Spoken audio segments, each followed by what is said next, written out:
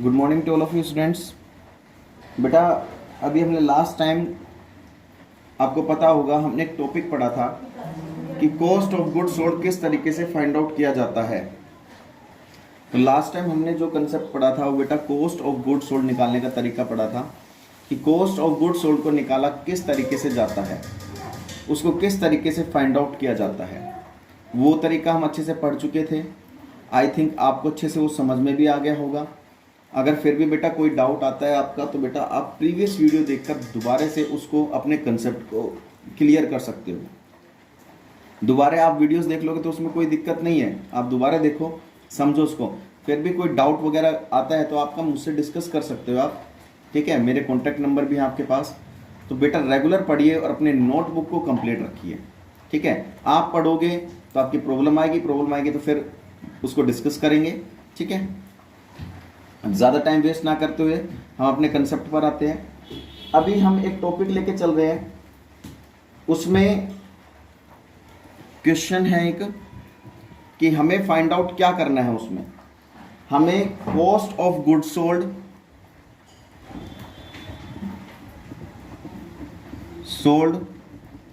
और क्लोजिंग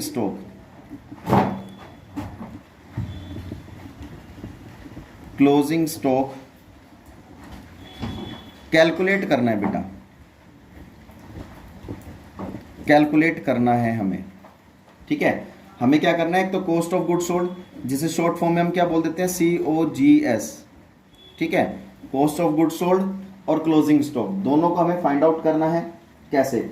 आपको क्वेश्चन में क्या दे रखी है, एक तो सेल्स दे रखी है, आपको सेल्स दे रखी है बेटा आपको 5,40,000 रुपए की। उसके बाद आपको दे रखी है बेटा सेल्स रिटर्न दे रखी है, वो दे रखी है आपको 16,000 रुपए की। उसके बाद आपको ग्रोस प्रॉफिट दे रखा है, वो दे रखा है आपको 1,20,000 रुपए का। उसके बाद आपको ओपनिंग स्टॉक दे रखा है, ओपनिंग स्टॉक आपको दे रखा है 20,000 रुपए का। उसके बाद आपको परचेज दे रखी है, वो दे रखी है आपको 4 लाख रुपए की। उसके बाद आपको परचेज रिटर्न भी दे रखी है,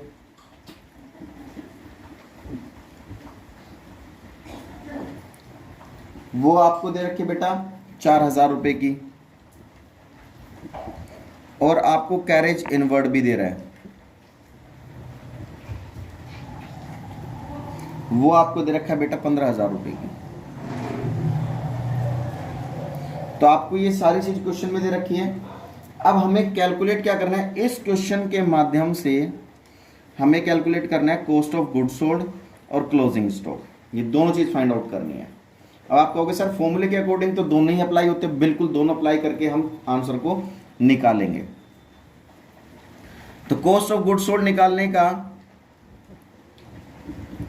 कॉस्ट ऑफ गुड्स सोल्ड निकालने का फॉर्मूला हमारे पास दो है बेटा, एक तो सेल्स माइनस ग्रोस प्रॉफिट, और एक तरीका क्या है हमारे पास, opening stock plus actual purchase plus direct expenses minus closing stock. अब इस क्वेश्चन को देखते हुए हमें फाइंड आउट करना है। हमारे पास ये दो फॉर्मूले होते बेटा निकालने के, या तो ये या ये। अब किसी क्वेश्चन में तो ये दोनों भी दे देते हैं, तो हमें दोनों तरीके से फाइंड आउट करना है। सबसे पहले हमें कॉस्ट ऑफ गुड्स सोल्ड निकाल लेना है। कॉस्ट ऑफ गुड्स सोल्ड कैसे निकालते हैं बेटा, sales minus gross profit, sales minus gross profit. अब देखिए सेल्स का मतलब क्या होता है बेटा, एक्चुअल सेल। एक्चुअल सेल्स का मतलब क्या होता है, अगर सेल्स में से सेल्स रिटर्न माइनस कर दो आप, ये एक्चुअल सेल कहलाती है। ऐसे परचेज में से माइनस परचेज रिटर्न कर दोगे तो एक्चुअल परचेज कहलाती है वो, ठीक है, ये एक्चुअल परचेज। तो एक्चुअल सेल कैसे कहलाती है, सेल्स में से सेल्स रिटर्न माइनस कर दो, एक्चुअल परचेज कैसे कहलाती है, परचेज में से परचेज रिटर्न माइनस कर दो अगर है तो देखिए एक्चुअल सेल, हमें सेल्स दे रखी है और सेल्स रिटर्न भी दे रखी है, तो सेल्स में से सेल्स रिटर्न माइनस कर देंगे तो एक्चुअल सेल आ जाएगी। 5,40,000 में से 16,000 गए तो बेटा 5,24,000 आ गया ये। माइनस ग्रोस प्रॉफिट आपको निकाल के दिया हुआ है 1,20,000 रुपए का। तो आपकी कॉस्ट ऑफ गुड सोल्ड कितनी आ गई बेटा, ये आ गया आपकी 4,04,000 रुपए। तो एक आंसर तो आपका कॉस्ट ऑफ गुड सोल्ड निकल गया यहां से। ये बात समझ में आ गई, कॉस्ट ऑफ गुड सोल्ड आपका निकल गया यहां से। अब हमें निकालना क्या है, क्लोजिंग स्टॉक। अब क्लोजिंग स्टॉक पहले वाले फॉर्मूले में तो कहीं अप्लाई नहीं होता, इसमें आ रहा है क्लोजिंग स्टॉक, तो दूसरा फॉर्मूला भी लगा लेते हैं। कॉस्ट ऑफ गुड सोल्ड निकालने का दूसरा फॉर्मूला क्या है, opening stock plus actual purchase plus direct expenses minus closing stock. ठीक है, अब देखिए क्या आपको क्वेश्चन में कहीं ओपनिंग स्टॉक दे रखा है। सबसे पहले कॉस्ट ऑफ गुड सोल्ड दे रखी है बेटा, बिल्कुल कॉस्ट ऑफ गुड सोल्ड अभी हमने निकाले यहां से, तो कॉस्ट ऑफ गुड सोल्ड की जगह यहां रख दो 4,04,000 रुपए। ठीक है, ओपनिंग स्टॉक क्या हमें दिया हुआ है, बिल्कुल डेफिनेटली बेटा ओपनिंग स्टॉक हमें 20,000 रुपए का दिया हुआ है, हमने ये पुट कर दिया यहां से ओपनिंग स्टॉक, यहां रख दिया ओपनिंग स्टॉक। अब प्लस कर देंगे एक्चुअल परचेज। एक्चुअल परचेज कैसे निकलती है बेटा, परचेज में से अगर परचेज रिटर्न दे रखी तो माइनस कर दो, वो निकल जाती है हमारी एक्चुअल परचेज। ठीक है, तो परचेज दे रखी है 4 लाख की और परचेज दे रखी है 4,000 की, तो 4 लाख में से 4,000 गए तो 3,96,000 हमारे पास एक्चुअल परचेज आ गई है। यहां तक ये बात क्लियर है। उसके बाद प्लस डायरेक्ट एक्सपेंसेस। क्या क्वेश्चन में कहीं डायरेक्ट एक्सपेंसेस बेटा, इनवर्ड की जितनी भी चीज होती है, चाहे वो कैरेज इनवर्ड हो, चाहे फिर वो फ्रेट इनवर्ड हो, चाहे वेजेस हो, मतलब फैक्ट्री से रिलेटेड जो ट्रेडिंग अकाउंट में दिखाते हैं ना, वो सारे डायरेक्ट एक्सपेंसेस होते हैं। ट्रेडिंग अकाउंट में डेबिट साइड जितने भी एक्सपेंसेस दिखाते हैं वो सारे डायरेक्ट एक्सपेंसेस होते हैं। तो कैरेज इनवर्ड में हमारा डायरेक्ट एक्सपेंसेस है 15,000 रुपए के, हमने डायरेक्ट एक्सपेंसेस दिखा दिए। ठीक है, अब हमें फाइंड आउट क्लोजिंग स्टॉक, तो हमें फाइंड आउट करना ही है। ठीक है, अब आप क्या करेंगे, इनको जोड़कर इसमें से माइनस कर दिए, प्लस का यहाँ के माइनस का हो जाएगा, तो बेटा आपका क्या आ जाएगा वो क्लोजिंग स्टॉक। तो क्लोजिंग स्टॉक कैसे, अब कितना आ जाएगा बेटा आपके पास क्लोजिंग स्टॉक, इन सब का टोटल कर दो, 3,96,000 प्लस 20,000 प्लस 15,000, यानी कि 396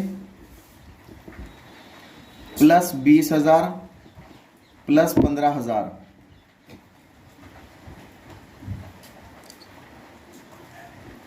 4,13,000 इनका टोटल आ गया। तो 4,04,000,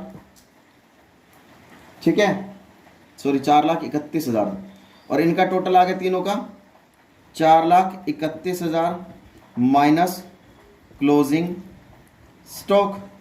अब क्लोजिंग स्टॉक कैसे निकाल लेंगे, closing stock is equal to 431 plus का यहाँ के माइनस का हो जाएगा, तो 4,31,000 में से 4,04,000 घटा दो। ठीक है, तो आपके पास ये जो क्लोजिंग स्टॉक आ जाएगा वो कितने का आ जाएगा, 27,000 रुपए का। तो ये दूसरा आंसर भी हमारा क्लोजिंग स्टॉक वाला फाइंड आउट हो गया है। तो बेटा पहले तो आप इसका स्क्रीनशॉट ले सकते हैं। तो बेटा इस तरीके से आपको क्वेश्चन करने हैं, ये टॉपिक्स हैं, तो आपको बहुत अच्छे से पढ़ना है, इनको समझना भी है, और इनको फिर नोटबुक में नोट डाउन भी करना है। जो मैं करवाता हूँ या आपको रिटर्न वर्क के लिए देता हूँ, तो प्रॉपर आपको वो रिटर्न वर्क में भी करना है, ये ध्यान रखना। ठीक है, ये बात आपको समझ में आ गई होगी।